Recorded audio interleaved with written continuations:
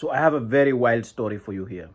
So this guy went into one of the minister's house, Minister Musa Drammeh's house, claiming that because he was a victim of burglary, so the insecure environment was created by the government, and therefore he found it necessary to go into a whole minister's house, or compound as we call it in the Gambia, to rain insults on him, calling him names, calling him like thief and all that. So I just want to play the video for you, and I will tell you what I genuinely and honestly think about this. First of all, let me just give you a tip. This is wrong.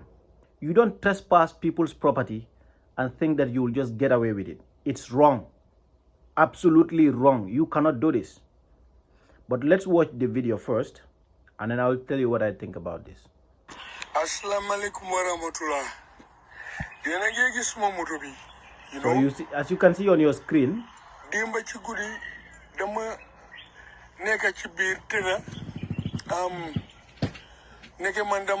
showing his car that got burglarized by some thieves. Battery bi wacha so matal tal munuta dem ma bay ko fi duga ci You can see the broken window. ser len legi ni la gene ci ci biti ser len li sacce yi def bay nañ ci jassi toj nañ suma moto li la sacce yi def motax manan sabali daf ñu yap mu ne di youth are happy. The thieves should not have done this. Killing themselves and killing us. Security amatul Gambia. Look at this. Sel len niñ def suma moto bi. Li du fen. Suma passport, suma ID card si, suma driver's license in Angleterre. Yep dem na. You know, look at my perfumes. Look at this. Yeah? Suma perfume is such an engine. Sel len niñ def li. Look at this. Suma bunti kër la pa. Look at this. Bala 9 o'clock ñu touch suma moto. Ngeen naan security am na ci dëkk bi. Look at this. Seen leen ni. Look at this. Beje 9 o'clock beje ki ndara kama.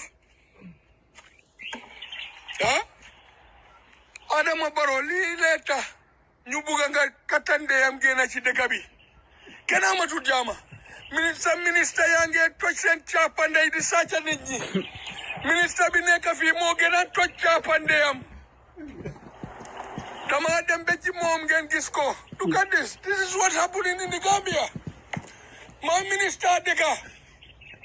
So now the guy is heading to the minister's house because the minister is his neighbor. He knows the place. He knows exactly where the minister is.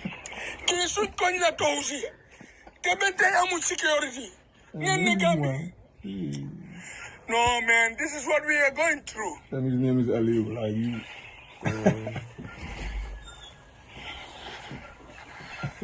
Gis ngeen kër Ablaye Kujabe nekk nii. Yeah?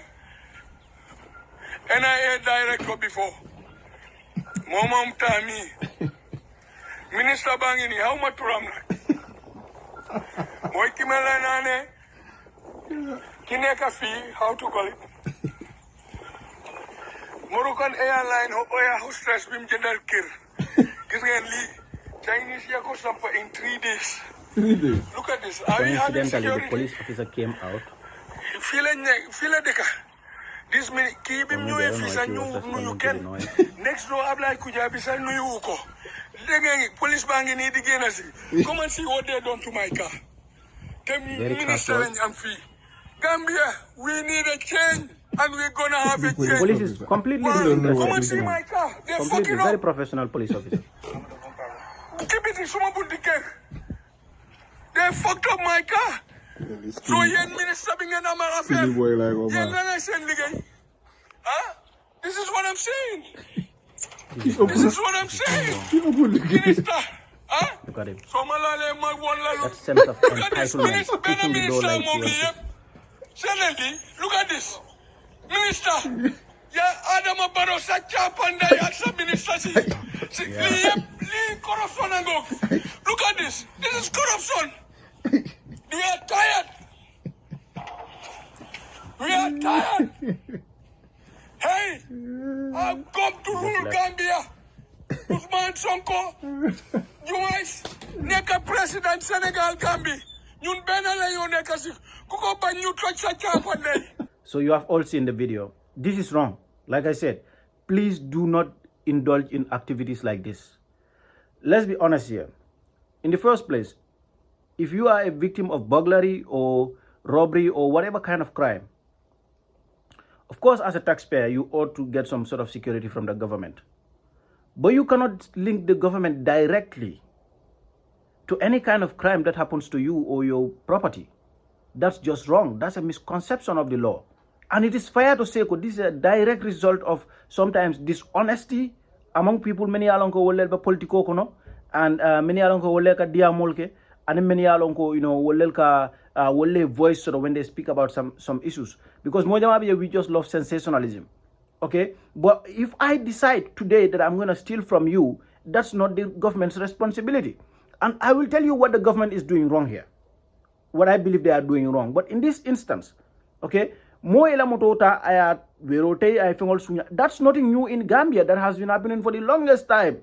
There are thieves in every society. Let's just be honest here. So when it happens, okay, you don't say the government is directly responsible. But when it is happening in, let's say, in a particular neighborhood for a period of time, you can say, let's deal with this. Almol Mako, you reach out to the police, not just to respond to one incident, but to heighten their security around your area. But here is the problem with the government. And if you think I'm siding with one side here, then you are not listening to me as I try to do my analysis. I am just trying to bring you both sides. Okay, you can decide which side you want to be. The government's problem in the Gambia is ikasungol bula junara. Nimole sunyaro kerek ye samba ikataria kebula. That is very, very problematic. That is problematic in our system. And sometimes that's a complex issue. It's sometimes because of the courts, sometimes it's because of the prosecutors' unwillingness to proceed with cases. Sometimes, they get out of mile too, in one way or the other. They come out.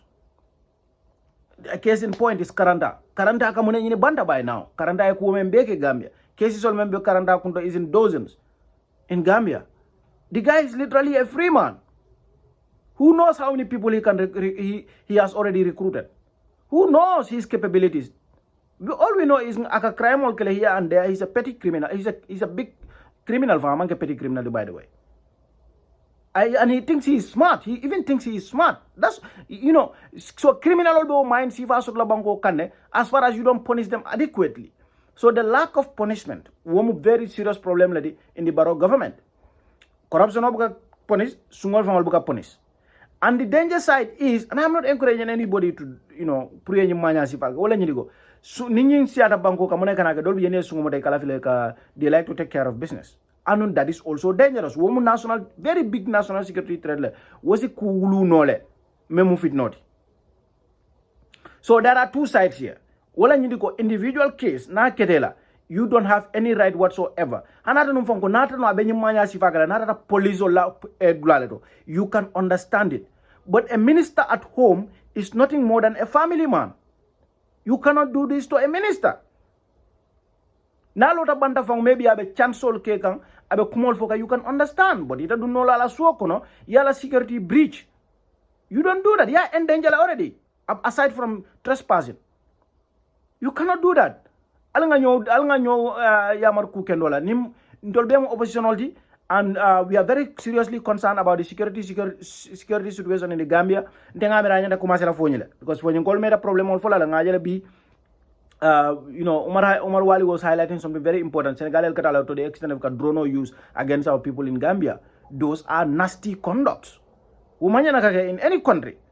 Nim fonyin call si fata political and all that, but I don't want to see Fonyinkas getting, ike butela swol kono, ike Senegal ke sovel, if on la banko kan Gambia.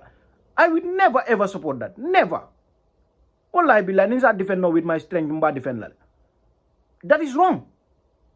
Security nyanda kumasela jeldo. So, okay, but there is another very interesting aspect here. You see these police, they are very well trained. Yalo nebe manekeka. Angel not America wala na American la police system nga fo mole ko is trash. Italia mere igolo soto. Ni to la nyitu be ku kala nyina like ten krip ka try camera. But ajibe this guy eventually was arrested and he is going to court. Bari nyule menge ya bulala mengela because ni ko ba mutala odulata he was momalo mune babul and abe kamfare na ba parere fitnola like the police la professionalism ning I hope ala superior kanaje komengo ye mbulala dunda sokono they did a marvelous job because niba mo assess le kala mental health fana jibele mental health is very important we have to sensitize one another about mental health aske no ay mental breakdown so I'm not saying ko wala mala problem odi comme wo basic no ni mo security ni moy approach so wala na kila time ota ka make sure ko kana you don't mix apples and oranges ni be mol e kana mo be ke don ko mo be mo cleanet no mo be mangi clean so ya handle ta nyameng is good ya bulale but after inata ta ya muta but my point here is ni oppositional la nyolti ela command kamune foye eke suku le ya foye ko alnya pikan al tia gasol fay kan so after all wala nan ka foko na police ol manke komen ko ni ko man joran so fine but training manke problem oti de professionalism ni la taka oge italewo no nyim barabaro be yawlon ne andu ya nole I can tell you naran ko hanano nyinga naran ko men alafta kelo la boyla nyul kanyen dulado iba handula le mo kelentije iba handula no very very well minister na la family fente la but situation on nyanda tamala nyama ya tamandi wala nyama very professional bar ni ko oppositional fele ila ke balam problem wolti de wala na Gambia al nyanda la mo nyokane ngani nafiki yal bula ngato nyafo nyoy baroma mo na fa Gambia baroma tol na fa ama NPP na fa atemel lo wolem politikoti anala molu kasi abasila no nyame ngay meje akana bo place baroko da malanyine so that's what I want to say about this case alnga hakiltu banko le mbele dendala to nyamu me ngomende durang alnga ofo it doesn't matter oppositionality to be honest mo jama be yalla ko mo UDP but sometimes when I talk about certain issues I mugala fam mo kan judge based on my malam baflanya political affiliation because kudol be je wol they are too important kawol politicize. So next time mo nata ay kukela personally kana man sakunda blame wala to the extent of kata mo normal. Ni beta ye protest you can protest. Anunte I believe in your right to protest to the extent for man believe ko ye pamito need laga protest. O pamito mala dimbala na fatala. Na fikialam. Ni ever protest like anyhow anytime and state house teta aloela bunda nyatling wala you protest there. Talo state house bunda le protest ila right lam. Muna keda. But kana mo neng kana mo la fentinya ya ona sane kana fo be dulal malala kana fo be dulal fenkela and then ni woketa police on the other hand ni molbe protest la al kana dal ka fo dronko bere nyum oppositional timbe sembole jayle kan oppositional ila do ko moment wala nyindi ko ibe masakunda palaso nyi fanal bo wala nyini kan so ni wol succeed al be kala nyadi sa tul be taraje wala nyam momo na droit le lowe but Gambia is always there al nyanda lola Gambia de banko nyi it doesn't matter ni adama barole ronda ala mol ronda ali tilindi silola ni dabola mol ronda ali tilindi silola baral kanatara just one side o man correct